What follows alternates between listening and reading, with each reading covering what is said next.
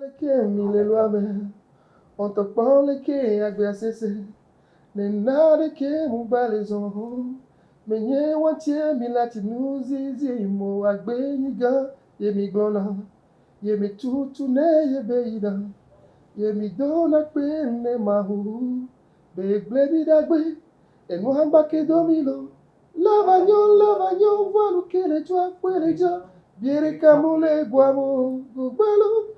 Lavagnon, afiamila ye komile, ke bongu mitrole imbodome, majradon biere kamano guamo, akatelon guam dibe mano pa, et la benano fambia oponanu, ayadu vime kuna tia yamo.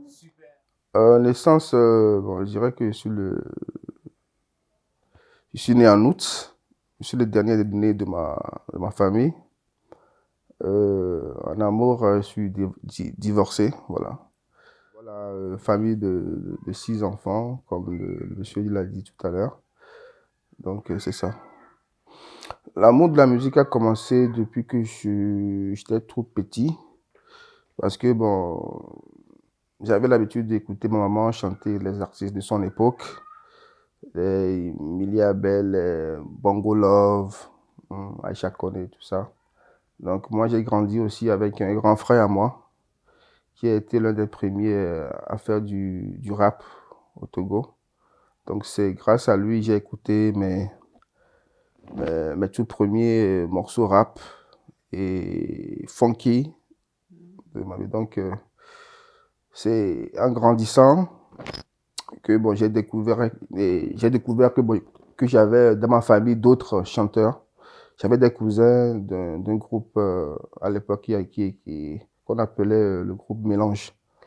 Donc j'avais l'habitude de passer du temps avec eux. C'est grâce à eux j'ai connu pour la première fois ce que c'est qu'un studio. J'ai touché un micro, le piano, tout ça. J'étais à l'extrême nord du pays. J'avais l'habitude d'interpréter les chansons de mes idoles, Snow, Naughty by Nature, Shabba et autres. Mais vu que bon, j'étais que en classe de 6e, je ne parlais pas bien l'anglais. Donc un jour, je faisais mes représentations, les gens se sont rendus compte qu'en fait, le gars, il ne parle pas anglais, il essaie juste de mimer. Moi, les gens étaient fâchés, ils ont commencé par lancer des trucs. C'est à partir de ce jour que je me suis décidé que non, je ne vais plus jamais interpréter le morceau d'un artiste. Je préfère écrire mes propres morceaux. C'est à partir de ce moment. Je suis rentré à Lomé en 2015. J'ai participé au premier concours hip-hop en 97 avec mon premier groupe à l'époque. C'était le groupe Pushing Injection des Amis du quartier. Après, le groupe s'est disloqué. J'ai continué tout seul avant de rencontrer mes amis du groupe Oasis en l'an 2000. Voilà. Le hip-hop, ça englobe le rap, la danse, tout ce qui est nord-américain en fait. Ouais. Je faisais du rap lorsque j'étais dans le groupe Oasis, mais bon, j'ai vite découvert que bon, c'est pas mon truc, voilà. Au Togo, j'aimais bien les chansons de Kojo Janka, de Jimmy Hope, de Fifi Rafiatou à l'époque, Bella Bello aussi. Voilà, il y a aussi certains chanteurs du Nord, je comprenais pas ce qu'ils disaient, mais la mélodie, ça me touchait vraiment. Voilà. Des chanteurs africains aussi, ivoiriens, camerounais, voilà. 4 albums, plus plein de singles, voilà. Je prépare la sortie du 5e album. C'est celui-là qui a changé ma vie. En fait, je faisais tout ça dans l'anonymat. Je voulais pas que les gens de mon quartier sachent que bon, que je suis dans la musique. Donc pour m'entraîner, j'allais hors de mon quartier. Donc c'est cet album qui m'a révélé quand même au public. Si les gens avaient découvert que je faisais de la musique, peut-être qu'ils auraient essayé de m'empêcher, de me décourager. Mais grâce à cet album, ben, j'ai pu me confirmer. De ma maman, oui. De mon papa, non. Mon papa, c'est les études et les études, rien d'autre, quoi. C'est un bilan mitigé parce que j'ai pas vraiment pu bénéficier comment dire, de mon succès. Normalement, le succès doit être accompagné de beaucoup d'argent. En ce moment, je dois être capable de produire les jeunes artistes qui arrivent, tu vois. Mais c'est pas encore le cas. Mais tant qu'on vit espoir, un studio, vraiment mener une vie d'artiste, voyager, rencontrer mes idoles, faire des featuring avec mes idoles. R. Kelly en prison actuellement. Si j'étais milliardaire, je ferais tout pour le faire sortir et faire un feat avec lui. Je vis pas encore vraiment de la musique comme les artistes, mes amis des pays anglophones, du Ghana à côté, voilà. Comparativement à nous, on est vraiment en retard, quoi. J'ai jamais manqué d'inspiration. À partir de 2009, 2010, j'ai commencé par avoir des problèmes. Parce que bon, il y a eu d'autres promoteurs qui sont entrés dans le game, d'autres artistes. Donc, j'ai eu des problèmes avec certains promoteurs. Donc, je dirais que bon, ils ont essayé de me bloquer. Voilà, ils ont essayé de me bloquer. Et c'est que je ne pouvais plus faire de spectacle, même à la radio, sur certaines radios, je ne pouvais plus être joué. Donc, j'étais boycotté. Voilà. Même, j'ai sorti des albums, surtout l'album Cadeau, mon 4e album à l'époque, qui avait plein de chansons qui pouvaient marcher, mais vu que bon, j'avais pas les moyens, et j'étais boycotté. L'album n'a pas comment dire, bénéficié de beaucoup de visibilité, voilà. Tout ce que je peux dire, c'est que récemment, tout ça a été réglé. Donc maintenant, ça va. Donc, j'espère que bon, ces genres de problèmes n'arriveront plus. Tu sais, quand tu marches, qu'un artiste marche, tout le monde est avec lui. Mais à partir du moment où les gens remarquent bon, que tu tombes un peu, les gens s'en foutent en fait. Un artiste, c'est quelqu'un qui est exposé.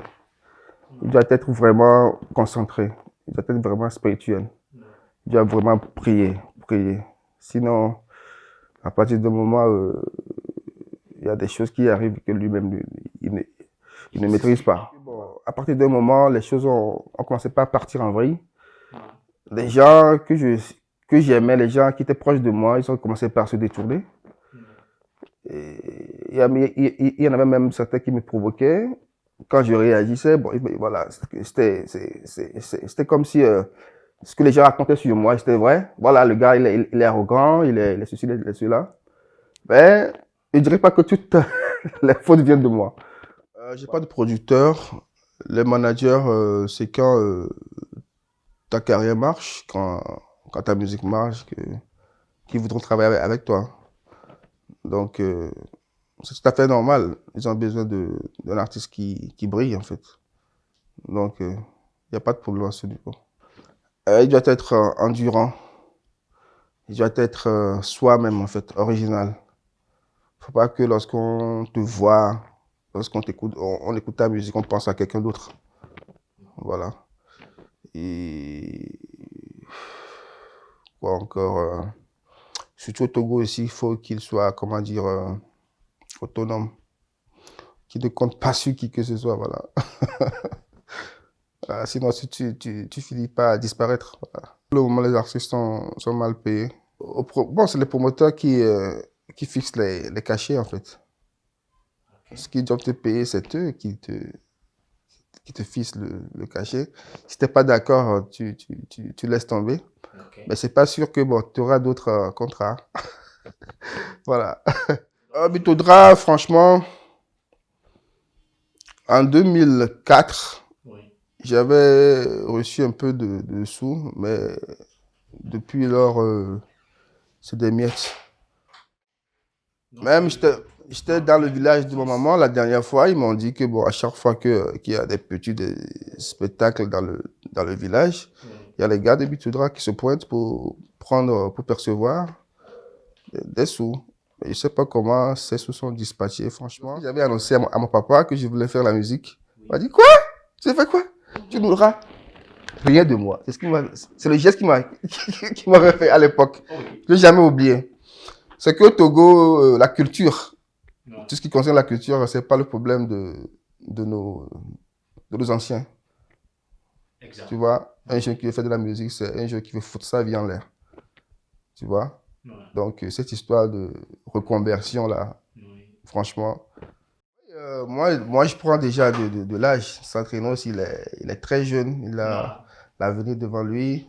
C'est l'avenir, en fait, du R&B togolais. Ouais. Donc, je l'apprécie, j'aime surtout ses tests, il écrit très bien. Je dirais que j'essaie peu à peu de m'adapter. Donc, avant, j'étais même pas comme ça. Avant, j'étais encore plus renfermé. Ouais. Pour être une Kim Kardashian, il faut être vraiment, comment dire, décontracté, décomplexé, voilà, extraverti, tout ça. C'est pas moi en fait. C'est maintenant j'essaie de réadapter. Voilà, l'internet a tout changé. Oui.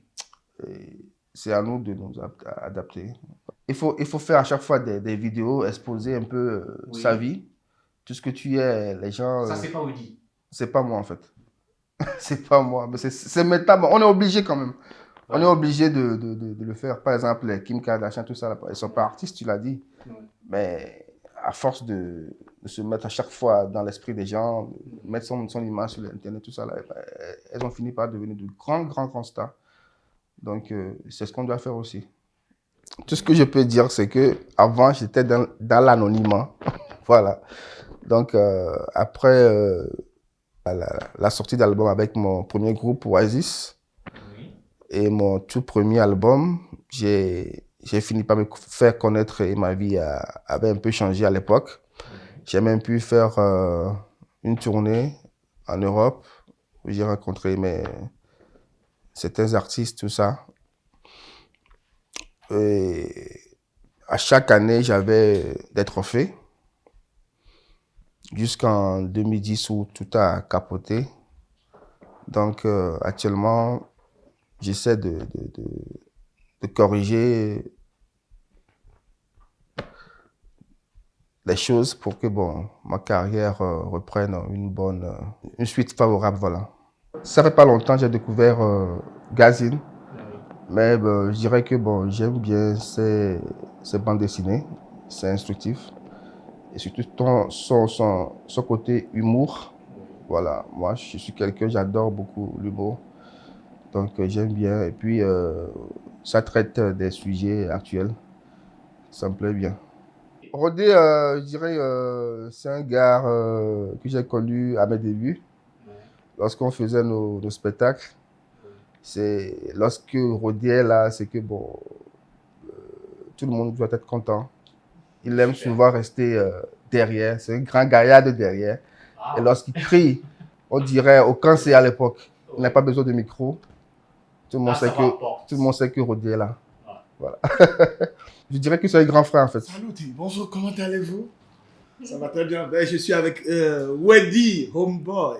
Parce que c'est un gars que j'aime très bien. Parce que je peux parler de ses débuts, parce que je connais l'histoire du Togo, showbiz du Togo.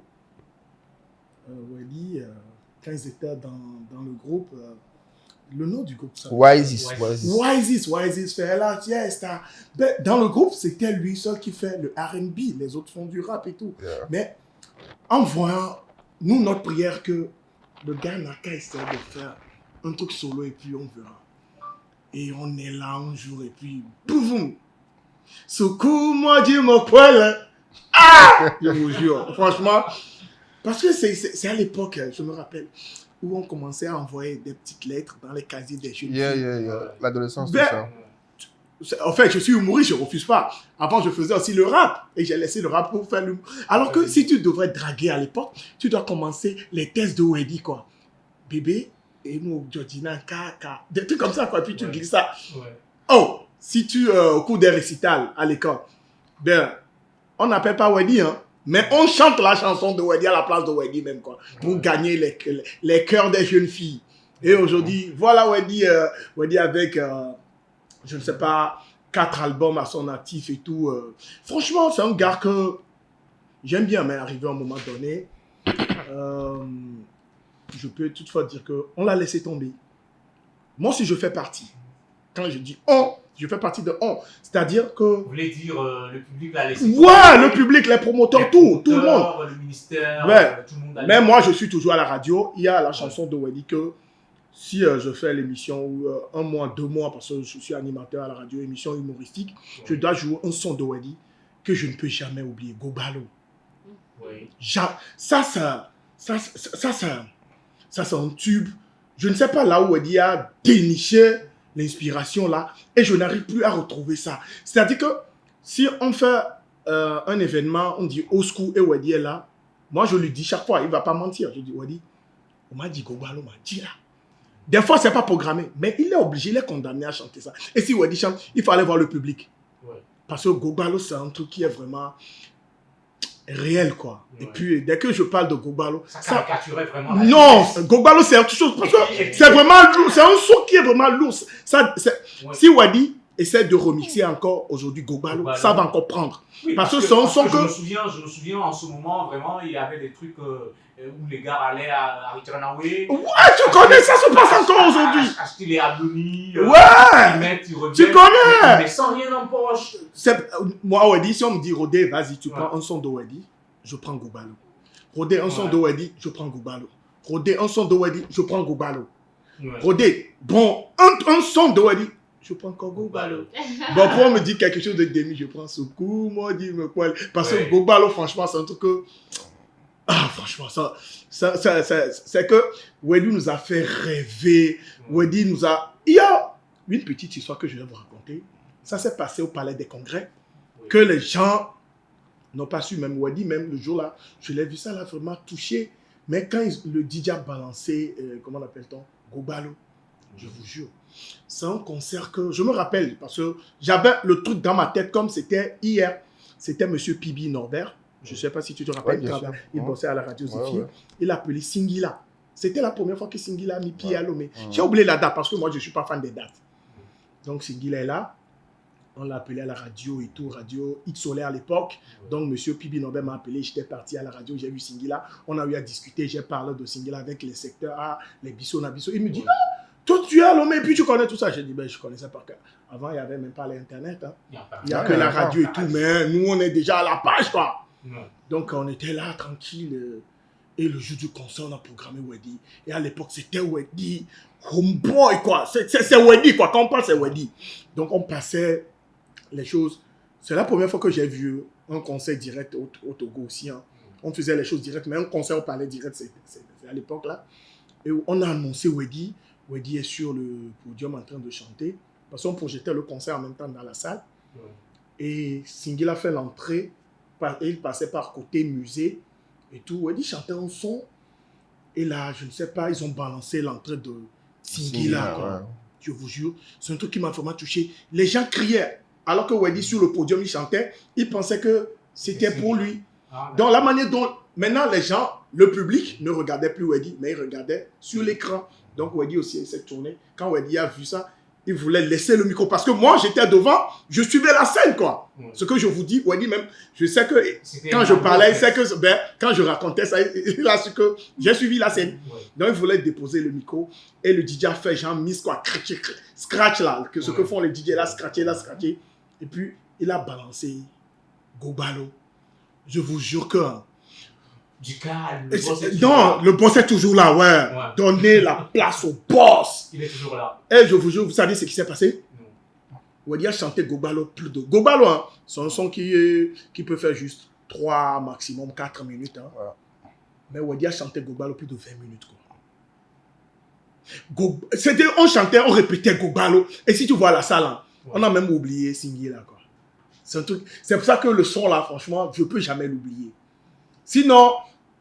Ce qu'ils ont fait, je ne sais pas qui a fait tout. Je n'ai pas dit qu'ils ont saboté, hein, mais ils sont en train de faire un truc, mais ils sont en train d'anéantir une image. Peut-être que le caméraman était un fan de Singila. Non, ce n'est pas un truc de fan, mais ils l'ont fait, mais sans savoir. Sans le savoir. Sans savoir, mais comme Gobalo était là, Gobalo a montré que ici, c'est le 228. Ouais.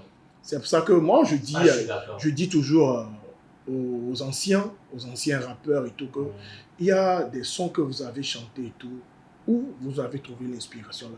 Allez rechercher l'inspiration là et revenez parce qu'on dit new school, old school. Non, oublions ça quoi. C'est la musique. Je dirais que c'est juste les moyens qui manquent.